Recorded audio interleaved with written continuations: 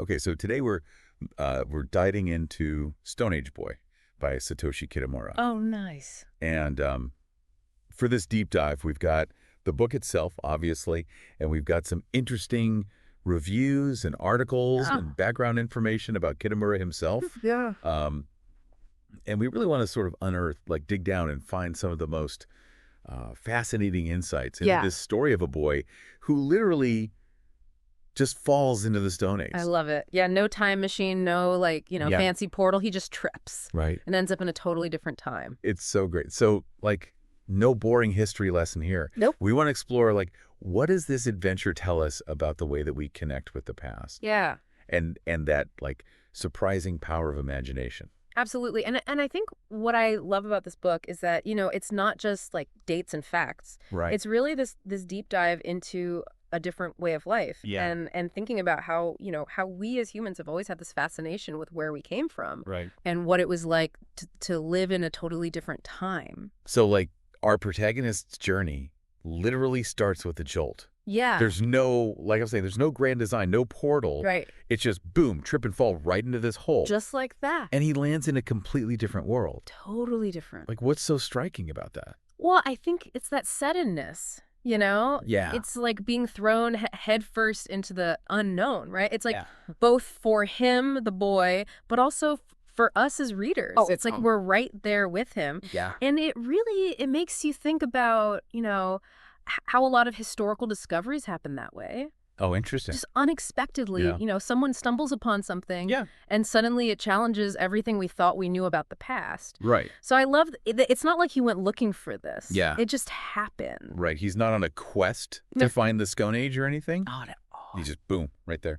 Yeah. Total immersion. Yeah. And can you imagine, waking up in a Stone Age camp? Oh, wow. Surrounded by people wearing animal skins. It's like a complete sensory overload. Yeah. Think about the smells, the sounds, everything. textures. Everything would be so different. Yeah.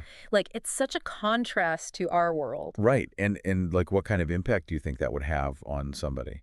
I think it would force you to reassess everything. Right. All your assumptions about the world, because suddenly you're stripped of all these modern comforts and technologies. Everything you take for granted. Exactly. And you're confronted with this raw, essential way of life. And you know what's interesting? I was reading in the book overview that the boy doesn't actually have a name. Oh, that's a good point. It's it's a subtle detail, but it's how does that change the way that we experience the story?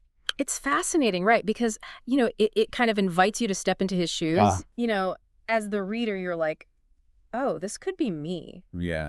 I'm the one falling into the Stone Age. Right. It's not about a specific boy named, whatever. Exactly. It's just this could happen to anyone. Right. And it also kind of makes it more universal. Right. It's not just about this one kid's experience. It's about the experience. Yeah, it's about the human experience of encountering the past. And that makes it so powerful. Absolutely. Because it's we all have that potential for wonder and discovery. Yeah, exactly. So let's talk about some of the people that he meets when he's in the Stone Age. Okay.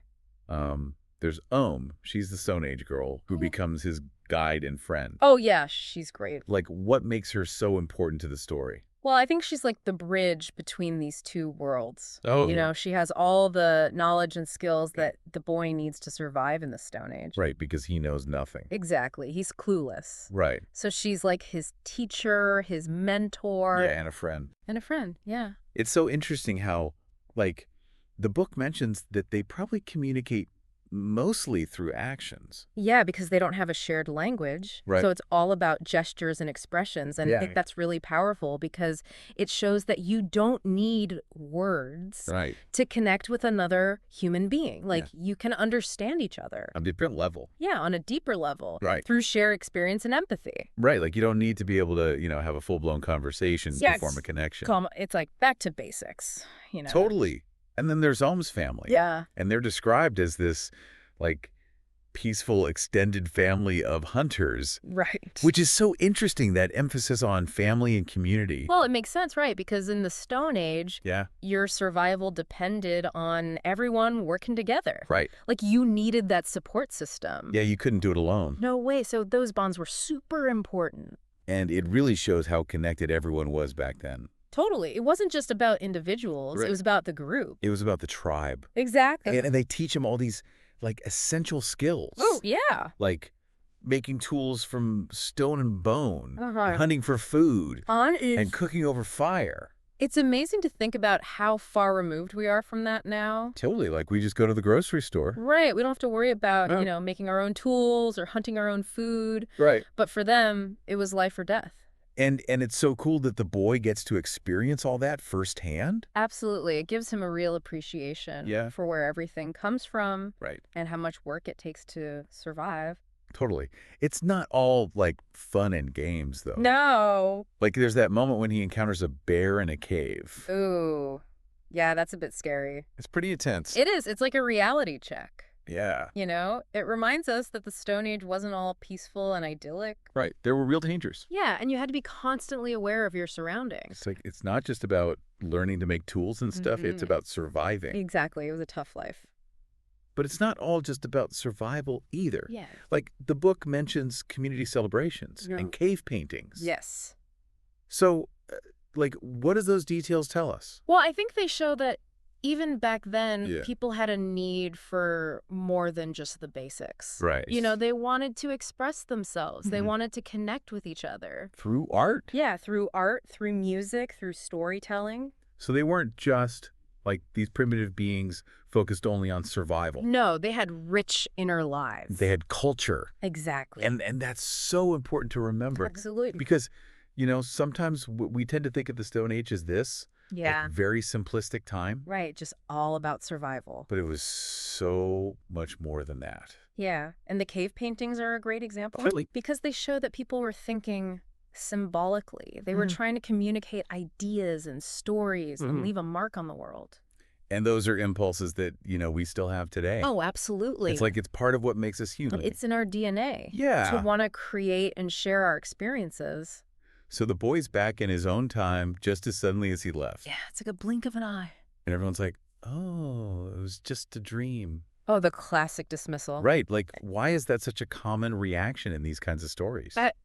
I think it's because we're so used to explaining things away. Right. Like, if we can't understand something, we just say it was a dream or a hallucination. Right. But what if it wasn't? What if the boy really did travel to the Stone Age? What if? I mean, Kitamura leaves that possibility open with that little clue at the end. Yeah, that cute little clue, as one review called it. Yeah, it's like a wink to the reader. Yeah. Like, maybe it was real, maybe it wasn't. It's up to you to decide. Exactly, and I love that ambiguity. Me too. Because it keeps you thinking about the story long after you've finished reading it. And then there's that ending. Oh, yes. Where the boy grows up to be an archaeologist. It's perfect. It's like, it's so fitting. It is. It's like his experience in the Stone Age sparked this passion in him. To learn more about the past. Yeah, to dig deeper, literally. Right, and it makes you wonder. Yeah. Like, how much of our own interests and passions are shaped by these, like, seemingly random experiences. Totally. I mean, maybe we've all had our own Stone Age boy moments. Yeah, where something unexpected happened. And it kind of set us on a whole new path. It's a cool thought. It is. It's like, even if it was just a dream, it still had a real impact on his life. Absolutely. And I think that's what makes the book so powerful. Yeah. It's about the power of imagination and how it can shape who we are. And it's also kind of a cool connection to the real world. Because, we know that cave paintings are real. Right.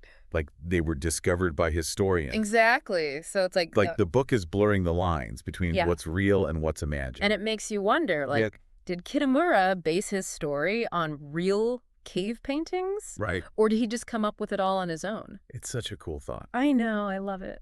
So we've talked a lot about the story and the characters. Yeah. But I think it's important to also talk about the author. Yeah, Satoshi Kitamura. Yeah. He's amazing. He's so talented. He is. And the fact that he both wrote and illustrated Stone Age Boy. Right. Just makes it even more special. Totally, because you can see his vision so clearly in both the words and the pictures. And his style is so unique. It is. It's like, you can tell it's a Kitamura book. Right. You can spot it a mile away. Exactly. He's got that signature look. Yeah, like those interesting viewpoints and the beautiful watercolors. The watercolors are stunning. They're so vibrant. They are, and he's got such an eye for detail. Yeah, like every little thing is so carefully drawn. Exactly, and don't forget the animals. Oh, the animals. Especially the cats. I love the cats. He always sneaks them in somewhere. They're like his little trademark. Yeah, they're so cute. So let's wrap things up. Okay. Like, when we look back at Stone Age Boy, it's clear that it's more than just a children's book. Oh, absolutely. It's this really thought-provoking exploration of, the past, imagination, curiosity. Yeah, it's got it all. And it makes you think about your own experiences, like what moments in your life have shaped who you are. Yeah, and sparked your passions. So if you're listening and you haven't read Stone Age Boy yet, definitely check it out. It's a must-read. It is. It's such a gem. It is, and if you're looking for more books like it, we've got some great recommendations for you. Like, for something funny, there's Ugg Boy Genius of the Stone Age and his search for soft trousers. I love that one. It's hilarious. It is, and for something a bit more serious but still really beautiful, there's Cave Baby and The First Drawing. Those are both fantastic. They are, and if you're looking for adventure, the Chronicles of Ancient Darkness series is amazing. Oh, yeah, those are great. They're really immersive. And for younger readers, there are books like Inch and Grub and Moe's Best Friend. Those are both really sweet stories. Yeah. And for a more humorous take on history, you can't go wrong with Horrible Histories, Savage Stone Age. Those are always fun. They are. They make learning about history so much more entertaining. They really do. So yeah, there are tons of great books out there. So many. That explore similar themes to Stone Age Boy. So, if this deep dive has sparked your curiosity, definitely go check some of those out. Absolutely. Let us know what you think. Yeah, we'd love to hear from you. Thanks for joining us. Thanks for having me. It's been fun. It has. I love talking about this stuff. Me too. It's fascinating. It is, and it makes you think. Yeah, it does. Like, what if we could all just fall down a hole and end up in a different time? That would be amazing. It would. It would be the ultimate adventure. It would, but for now, I guess we'll just have to stick to reading about it. Yeah, and using our imaginations. Exactly. But hey, that's not a bad thing. Not at all. Sometimes the greatest journeys happen in our own minds. That's a great point. I think so too. So, on that note, thanks again for listening. Yeah, thanks everyone. And until next time, keep exploring. And keep imagining. Bye. Bye.